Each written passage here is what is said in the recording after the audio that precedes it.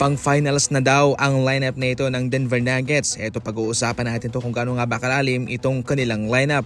Ito ang kanilang potential starting five: Jamal Murray, Christian Brown, Cam Johnson, Aaron Gordon at Nikola Jokic. Kay Murray, yung kanyang kapalitan ay sina Pickett at Beekman. Si Brown naman ay sina Schroeder at Hardaway Jr. Aba, malakas ang kanyang kapalitan. Samantalang kay Johnson, sina Brown, Tyson and Jones. Kay Gordon, sina Watson, Concor and Nudge. Samantalang kay Jokic ay sina Valanciunas and Holmes II. Para sa akin lang, hindi ako kumbinsido na pang finals na ang lineup na ito.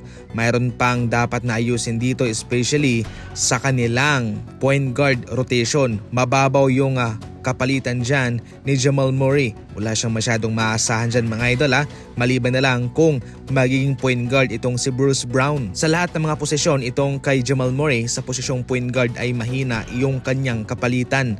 Lahat okay na. Itong si Nikola Jokic mga idol, magkakaroon po siya ng solidong minutong kapalitan kay Valanciunas. Itong si Valanciunas kasi ay naging starter sa kanyang majority career sa basketball.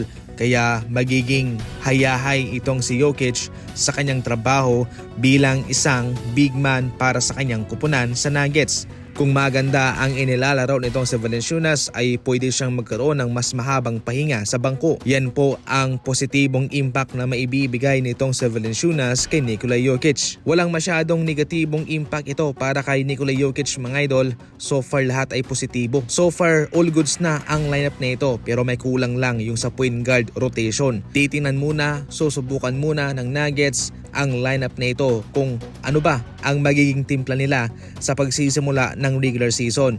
Pwede pa naman silang mag-trade sa kalagitnaan. Sa kabilang banda, perpekto naman itong lineup ng Dallas Mavericks. Napakalalim ng kanilang rotation. Bilang gwardiya, si Kyrie Irving meron siyang kapalitan, itong si D'Angelo Russell. Pero expected na hindi muna siya makakalaro sa majority sa regular season. Itong si Russell ang kanilang magiging starting point guard. Samantalang si Klay Thompson, shooting guard, ang kanyang kapalitan ay itong si Max Christie. Pinatunayan ni Max Christie ang kanyang kakayahan nung maraming na-injured sa Dallas Mavericks. Naging starter siya at hindi naman niya binigo ang kanyang team. Ngayon sa bangko ay magkakaroon po siya ng mas maraming minuto. Samantalang si Cooper Flagg sasabak na kaagad sa starting lineup. Yung kanyang kapalitan ay si Nudge Marshall. Medyo na-demote dito itong si Marshall considering sa nagdang season siya ay isang starter. Pero so far okay lang yan, ganun talaga. Samantalang si Anthony Davis magiging power forward ang kanyang gustong posisyon.